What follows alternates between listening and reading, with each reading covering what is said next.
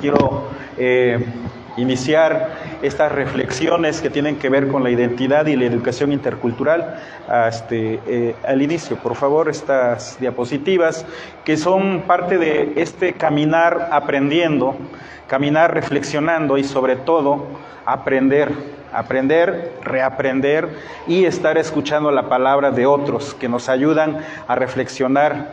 Parto desde esta cuestión más interna, desde una visión propia, como profesor investigador, pero también como parte del pueblo de la lluvia, Nasabi, Ñusabi. Sin embargo, eso no quiere decir que nosotros tengamos esta visión única, sin caer en esta visión etnocentrista, sino más bien en esta perspectiva tenemos que articular conocimientos propios, conocimientos externos y experiencias de otros lados. Creo que eso es lo más importante que tenemos que ir construyendo y partir desde estos elementos culturales, recuperar esta visión de que la cultura es todos los elementos materiales, simbólicos, pensamiento, ideas, sistema alimentario que tenemos, ¿sí?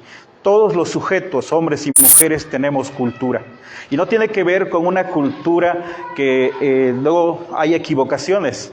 Si tú escuchas música clásica, tienes cultura. Si tú escuchas música popular, no tienes cultura, no.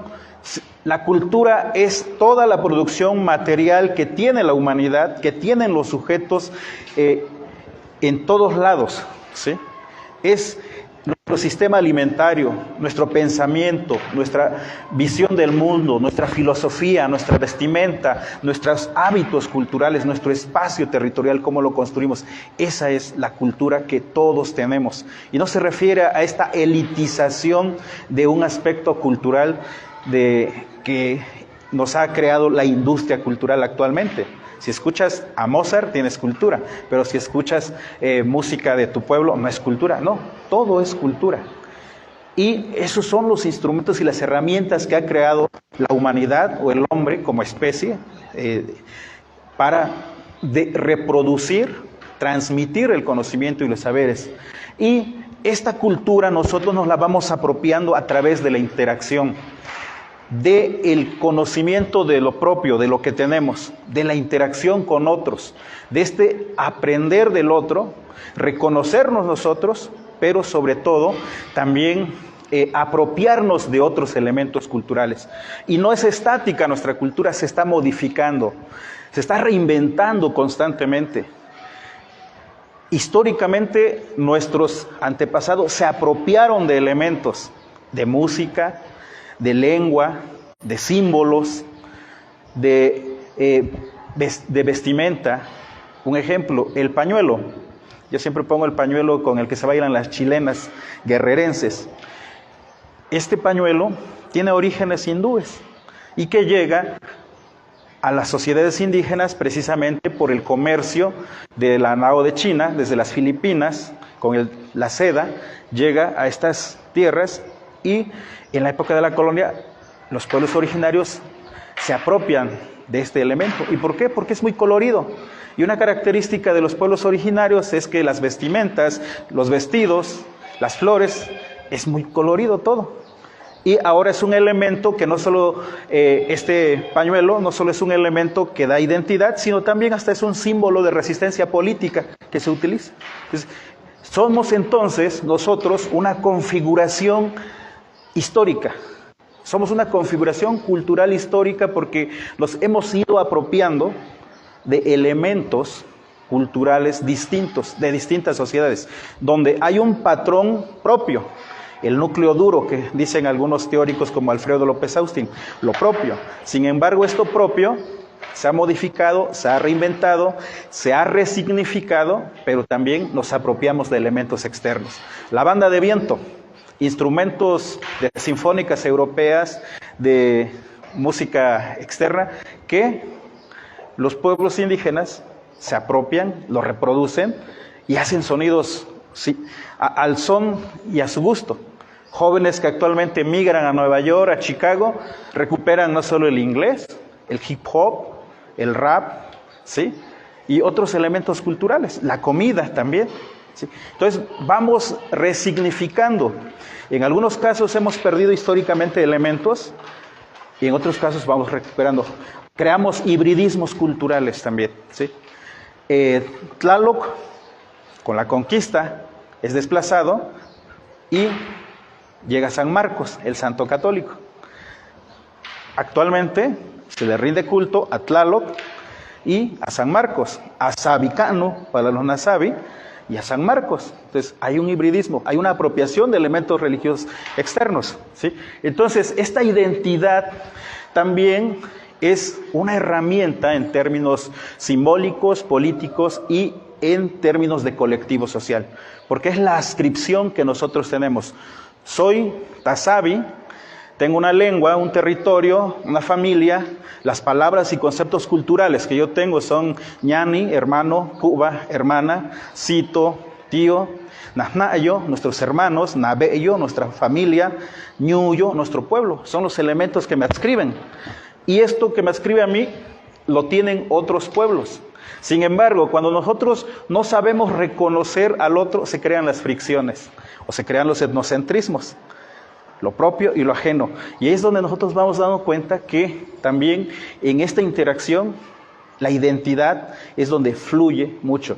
Y también hay conflictos, ¿sí? Hay conflictos más en los territorios de frontera, porque a veces no se aceptan las formas culturales del otro, las prácticas, y ahí es donde se dan ciertos conflictos, pero también hay formas de entendimiento, ¿sí? Porque la lengua, el pensamiento y la capacidad de reflexión de la gente también ayuda a encontrarnos, a aceptarnos, a apoyarnos, pero lo más importante es que en este interaprendizaje y en este diálogo nos comunicamos, pero también aprendemos. Y creo que esa es una lógica que tenemos que estar viendo. Y la foto corresponde a jóvenes Nasabi en Metlatónoc. Uno estaría pensando en que hay que ver a los indígenas con su cotón, con sus vestimentas tradicionales, ¿no? Estamos en un México contemporáneo donde también hay modificaciones culturales, se están transformando las pautas y jóvenes hasta con peinados punks, ¿sí? Pero hablan la lengua materna y son sujetos contemporáneos. Pero no solo hablan la lengua materna, también exigen derechos políticos, derechos ciudadanos. Entonces, no debemos de dejar de mirar que esta identidad también tiene que ver con el contexto económico, político e histórico actualmente.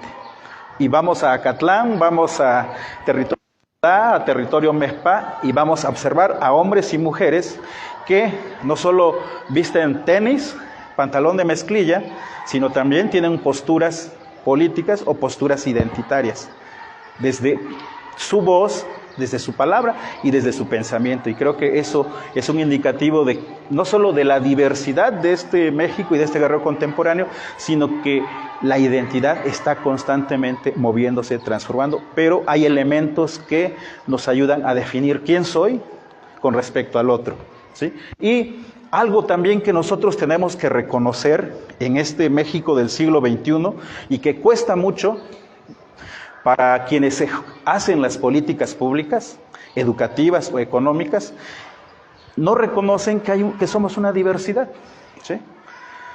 Y todos los que estamos aquí y los que nos están siguiendo a través de las redes sociales también, tenemos que partir de ese autorreconocimiento primero.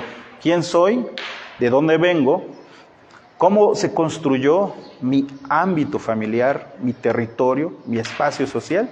¿Y quiénes son los otros? Y el México contemporáneo, el Guerrero contemporáneo, tenemos estas raíces culturales. Primero, la mesoamericana, la indígena. Lengua, vestimenta, sistema alimentario, la agricultura, ¿sí? Los nombres de muchos pueblos, Chilpancingo, Quechultenango, Mazatlán, Cuernavaca, México, está imbricado de toda la tradición indígena. La existencia de 56 culturas, pueblos indígenas y 68 lenguas hasta ahorita, bueno, 69 con el castellano, es esta diversidad histórica. Tenemos también no solo la filosofía, la cosmovisión y el pensamiento indígena de Rarámuris, Ñajñú, Mijes, Ñusabi, Ñomda, sino también tenemos el pensamiento católico cristiano judeo con la conquista. Tenemos rasgos étnicos africanos, musicales, y también tenemos rasgos asiáticos. Ese es el México contemporáneo. Y reconocer eso es también reconocer que nuestra identidad se ha transformado. Y que mucho de este hibridismo, de este mestizaje también fue por la violencia, la imposición. Y en el caso de los pueblos originarios, para resistir y sobrevivir, tuvieron que adaptarse a prácticas externas, ¿sí? No solo jurídicas, administrativas. La mayordomía convive con el tlayacanque, ¿sí?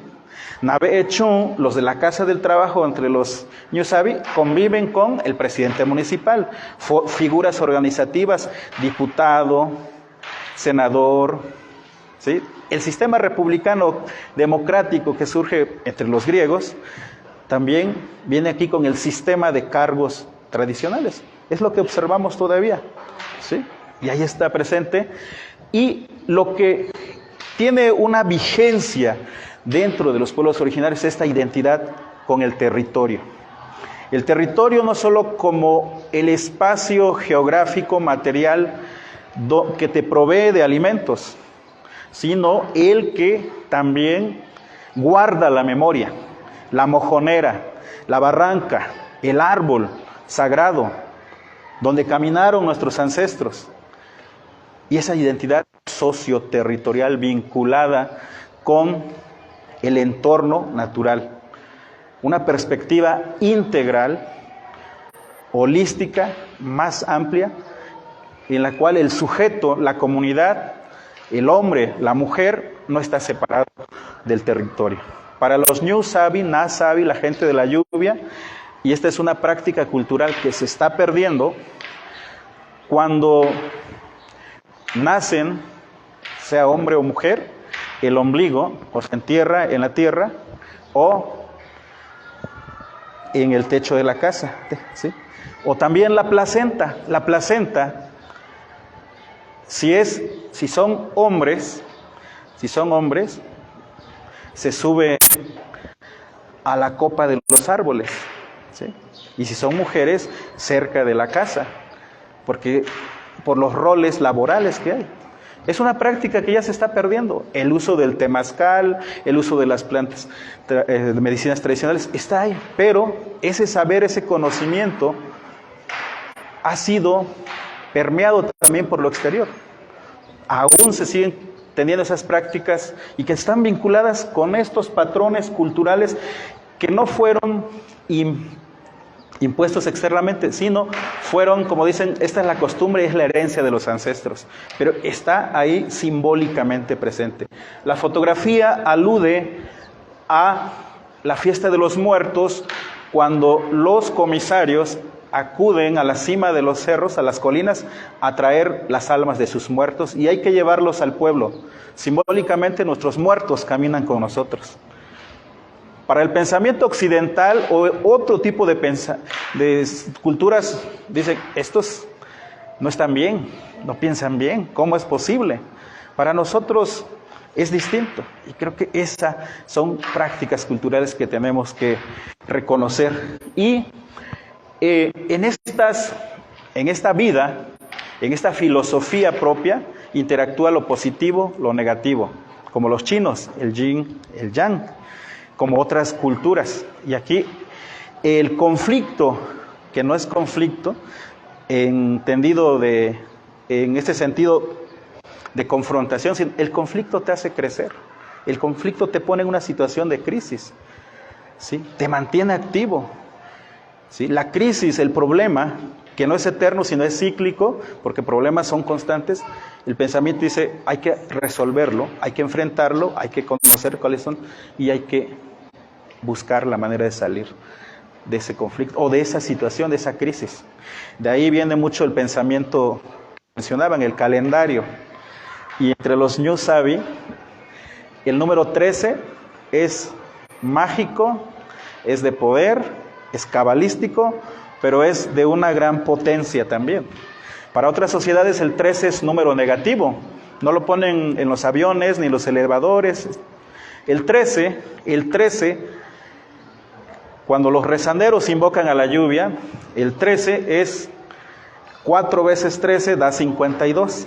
52 es el ciclo calendárico que tenían las culturas mesoamericanas para la renovación del tiempo, del fuego nuevo, que estaba entre los mayas, entre los ñusabi, los mexicas y muchas otras culturas. Por eso el rezandero habla, dice, invoca 13 vientos, 13 aguas, 13 flores, y está ahí, permeando, en un discurso ritual cargado de oralidad, pero de un pensamiento antiquísimo que refiere a estas prácticas y saberes que se han perdido.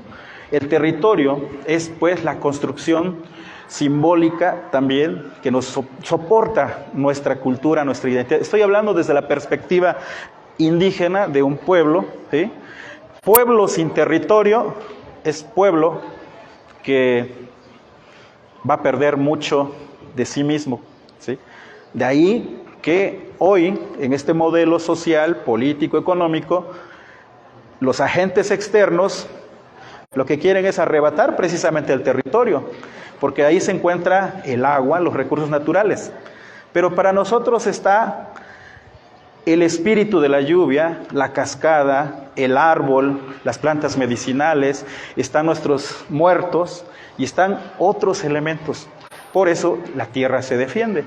Y es un rasgo identitario de muchos pueblos originarios. Somos nosotros y ahí coincidimos con otros pueblos. Hay coincidencias. A lo que quiero llegar es que esta identidad tiene ejes, núcleos: lengua, territorio, pensamiento, filosofía, saberes, conocimientos, sistema organizativo, sistema alimentario, y eso nos define con respecto a otros, ¿sí? Y no solo el vivir en la tierra, el vivir en este mundo de los vivos, es no solo interactuar como hermanos o hermanas, como parte de una comunidad, con un colectivo social, como un pueblo, sino es también nombrar, habitar, transformar, querer el territorio, porque sobre el territorio hay cuestiones hasta afectivas, ¿sí? Entonces, esa es, y esta continuidad histórica que se colapsó con la llegada de los colonizadores, se colapsó. Los pensadores, los filósofos, los escribas, estos mujeres sabios y hombres de pensamiento fueron aniquilados. ¿En qué recayó la continuidad? En el ritual, estos rituales que la Iglesia designó como cosas maléficas de Satanás, del diablo, y le atribuyeron elementos que no eran interpretaciones como nosotros las teníamos, espirituales, filosóficas, desde la cosmovisión, ¿sí? Y esa continuidad cultural hasta ahora sigue vigente. Sistemas de organización social propios que también se combinan con los externos.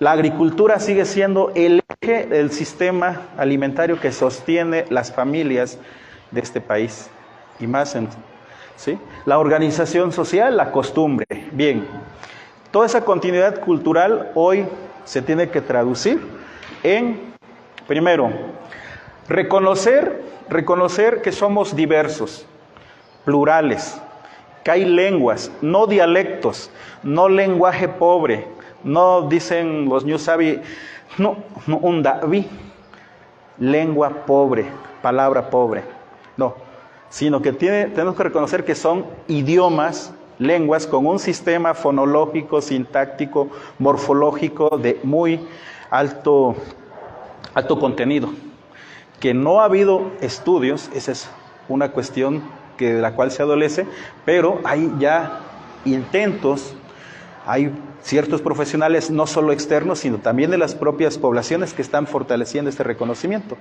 México, jurídicamente, hasta 1992, constitucionalmente, reconoció éramos un país multicultural. Hace un año reconoció que además del castellano, que era lengua oficial, hoy hay otras lenguas oficiales, ¿sí? Y estos marcos jurídicos son los que a nosotros nos deben de permitir realizar propuestas.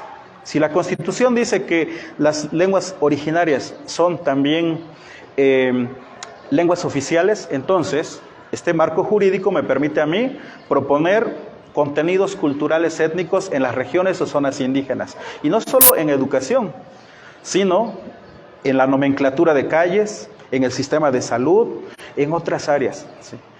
Sí. De ahí que esta charla, le llamé Identidad y Educación Intercultural, también es responder cómo, no responder porque totalmente, sino es reflexionar para buscar respuestas en torno a cómo esta diversidad que ha sido excluida, mutilada, desechada, hecha a un lado, esta diversidad que los pueblos originarios han sentido, este racismo estructural que han negado, cómo este marco jurídico me puede permitir a mí darle continuidad a estos saberes y conocimientos. Y tiene que ser desde la educación una de las rutas a seguir, ¿sí? Reconocer que existimos, que estamos, que vivimos, que pensamos y reconocernos también colectivamente. Y dentro de este multiculturalismo, ojo, puede haber multiculturalismo o multiculturalidad, diversos pueblos, diversas culturas, pero puede no haber interculturalidad.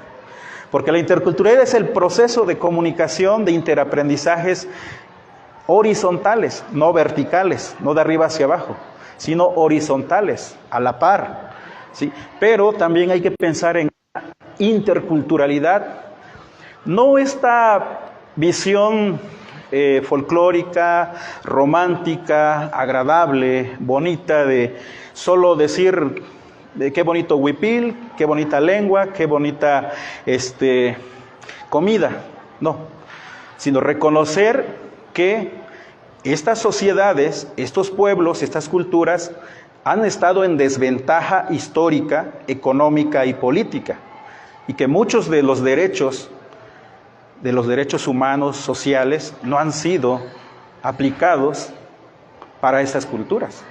¿Sí? Te reconozco tu huipil muy bonito, pero tus derechos están negados. ¿Sí?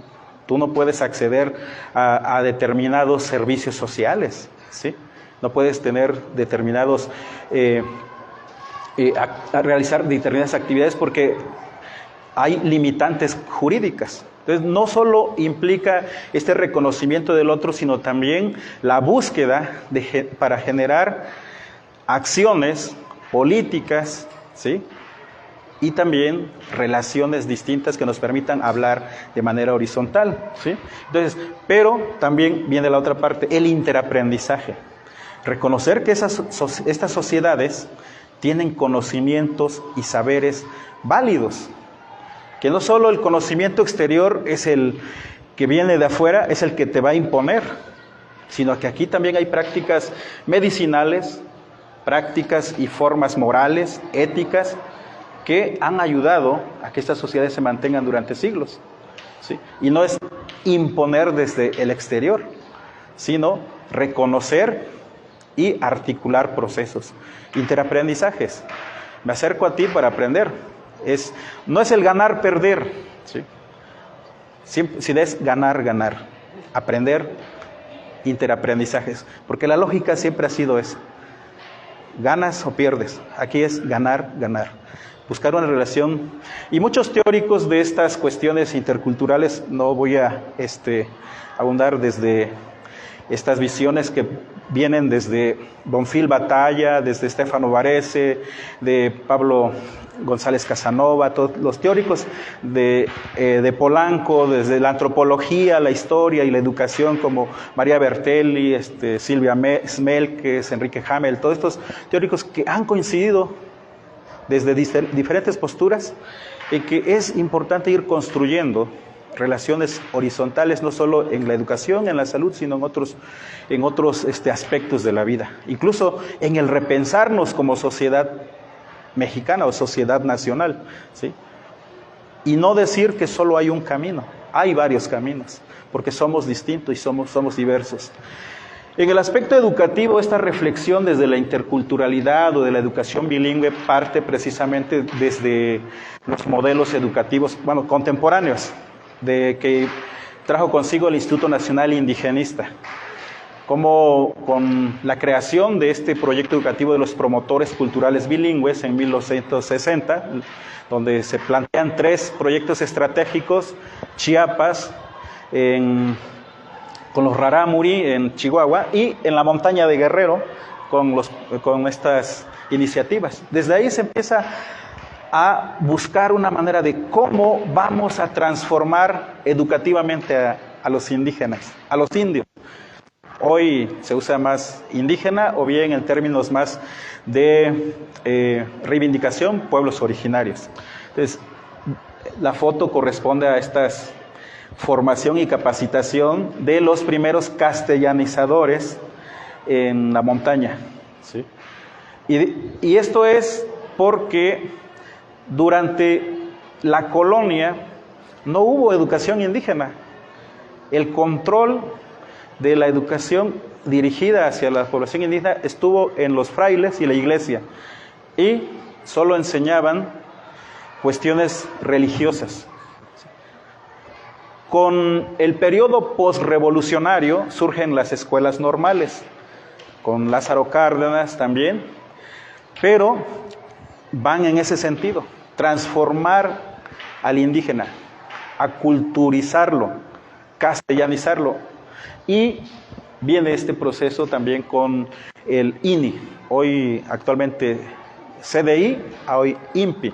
¿Cuáles son las estrategias metodológicas? Habría que verlas más en específico, pero de 1960 hasta la actualidad hay un proceso que yo le he llamado del etnocidio a la reivindicación, porque no solo viene de la lucha magisterial, de la lucha de sectores sociales, sino también viene de la aportación teórica de educadores, profesores que recuperan el pensamiento indígena y dicen hay la necesidad de tener una educación bilingüe, una educación que nos ayude a recuperar estos saberes, ¿sí? Y todo esto dentro de este marco de la interculturalidad. Pero reconocer que esta interculturalidad está también dándose en condiciones de desigualdad social, política, que hay asimetrías, que hay desigualdades sociales todavía en México y que tenemos que trabajar en conjunto, ¿sí? Que hay racismo, que hay un racismo desde las instituciones, desde quienes dirigen las instituciones, le llamamos el racismo institucional, estructural, en el cual hay este menosprecio al otro y hay una tendencia a no reconocer esta diversidad. Podemos ver los mensajes, los chistes, las canciones y muchos otros espacios donde no hay o no se refleja el pensamiento y la palabra indígena, ¿sí? Es muy reciente que ciertos medios de comunicación le den apertura a las lenguas originarias. Y creo que esos son avances muy importantes, ¿sí? Pero el resto todavía hace falta. Y creo que eso es lo que tenemos que ir también reconociendo, construir diálogos productivos, no diálogos de sordos. Diálogos que nos ayuden a repensarnos, a reconstruirnos, a rehacernos, pero también a sentirnos orgullosos de lo propio. Y si se plantea una sociedad más justa, más democrática, con elementos más republicanos, también que el ciudadano tenga esa identidad, pero el orgullo por lo propio, y sea una ciudadanía hasta intercultural, ¿sí? O sea, la diversidad. No todos estamos enmarcados en el mismo proceso, ¿sí? Hay que reconocer la diversidad sobre todo. ¿Y quién necesita interculturalidad? Porque a veces la interculturalidad la plantean desde fuera y el indígena, que es bilingüe, 2 lenguas, que se apertura a aprender lo otro, pues está aprendiendo. Pero el resto de la sociedad no quiere aprender una lengua indígena. Dentro de los currículums académicos, salvo muy pocas instituciones académicas, toman en cuenta las lenguas originarias. Y actualmente, hoy ya hay universidades donde se han hecho exámenes en lenguas maternas, ¿sí? Pero el resto de la sociedad dice no. Hay como un temor, un recelo, o hay hasta un desprecio. Entonces sí hay que ver quiénes necesitamos interculturalizarnos, y la interculturalidad, ¿para qué y para quién? Y en este aspecto, sí habría que repensar el papel que están haciendo las instituciones. En la primera foto, las niñas indígenas con su atuendo, vestimenta propia, Cochoapa el Grande, Yosón Llano del Durazno. Y en la segunda foto, la escuela que uniforma, que homogeniza y no respeta la diversidad. Entonces, habría que pensar cómo las instituciones están observando los procesos educativos. Si uno de los retos y desafíos de la educación intercultural o de la sociedad contemporánea es que estos pueblos o sociedades tengan continuidad cultural, no solo en la lengua, la vestimenta, en el pensamiento y la filosofía, no tenemos que pensar en esta uniformidad. Tenemos que pensar en el respeto a la diversidad. Entonces, habría que rediscutir, analizar profundamente cuál debe de ser el papel de las instituciones, ¿sí? Porque también está esta lógica, que las instituciones blanquean a los sujetos, ¿sí? ¿Hasta dónde pierdes dentro de las instituciones? Y a eso hay que verlo con estas miradas no solo críticas, analíticas, propositivas también. Hasta dónde los contenidos curriculares no responden a contextos específicos, no te brindan seguridad cultural, no te generan un estado no solo espiritual, personal, emocional, que te permita reproducir tu lengua y hablarla en público, sin que te discriminen, ¿sí? Entonces, sí necesitamos replantear pedagogías, recuperar cosmovisiones, fortalecer procesos propios y repensarnos socialmente como ciudadanos. Así que no solo tenemos que pensar en el ámbito educativo, tenemos que pensar en la salud, en los procesos económicos, en las cuestiones relativas a la participación más equitativa de las mujeres, ¿sí? De los niños, ¿sí? Va más allá esa interculturalidad que solo es la educación, tiene que ser una cuestión mucho más integral y que tiene que ver también con la participación ciudadana. ¿Cómo le vamos a hacer? ¿Cuáles son las rutas? La educación es una de ellas. Entonces hay que construir, ¿sí? Y promover pedagogías, ¿sí? Recuperar experiencias. Si la señora anciana, Nana Shikwa, la abuela grande, partera, necesitamos que sus saberes no se pierdan, tenemos que fortalecer, sistematizar, entrevistarla, platicar, diseñar un esquema de trabajo participativo, colaborativo, que respete sus visiones, pero que enseñe a las otras niñas o niños o mujeres. ¿Cómo le vamos a hacer? Esa es la pregunta. Entonces sí necesitamos imaginación, creatividad, esfuerzo, trabajo, y también necesitamos medios, herramientas y recursos.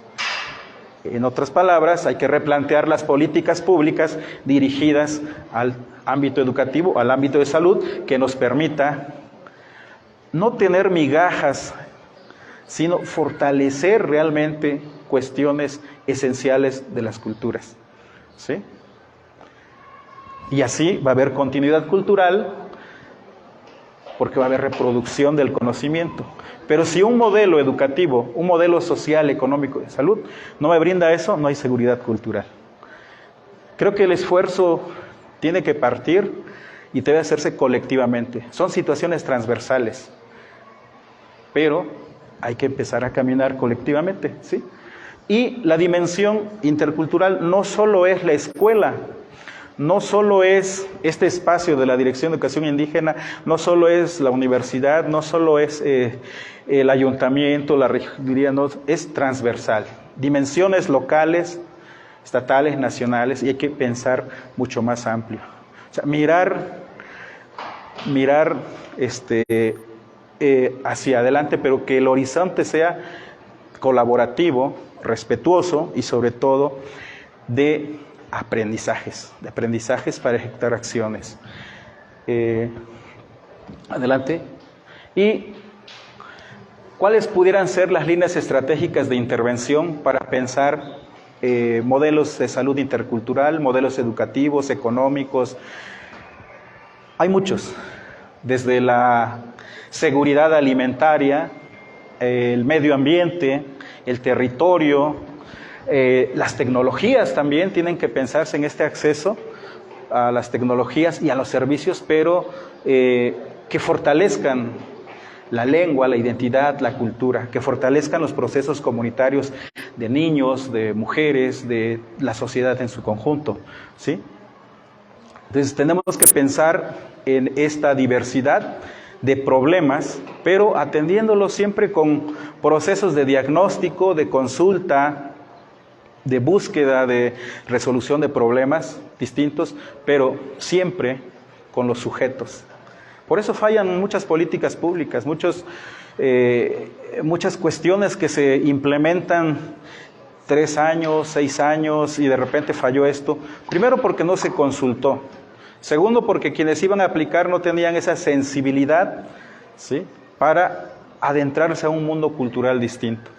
Y tercero, los recursos, que se anuncian muchísimas situaciones, pero no hay recursos, ¿sí? Entonces sí, habría que pensar en las fortalezas comunitarias, fortalezas de los sujetos, pero articulado. Las situaciones son transversales. Y construir dialógicamente, creo que es una cuestión. Dialogar con base a realidades concretas, ¿sí?, a procesos y experiencias, a necesidades y a contextos locales. Perspectivas dialógicas de vinculación, creo que sistematización. Dice, proponer una interculturalidad crítica y democrática. Crítica, sí. Crítica en el sentido de cuestionar, reconocer la realidad en la cual estamos viviendo, que es una realidad de desigualdades, de exclusiones. Es una realidad que nos lacera, que nos hiere. Los dramas sociales de la migración, de la violencia, de esta implosión social que está en las comunidades de Guerrero. Antes los problemas estaban de afuera, ¿sí? Hoy, al interior de las comunidades hay implosión social, problemas internos muy fuertes, ¿sí? Entonces, esa interculturalidad tiene que, o esa visión es la que tenemos que buscar, hacer diagnósticos, dialogar, construir. ¿Cómo se pueden buscar salidas a estas crisis, a estos problemas?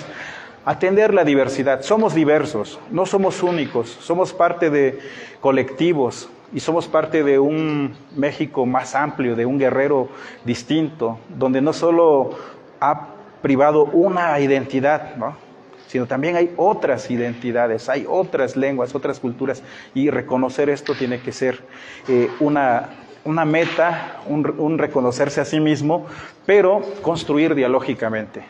Construir pedagogías, una educación distinta, diferente. Hay experiencias. Habría que consultar qué están haciendo los mijes en la sierra.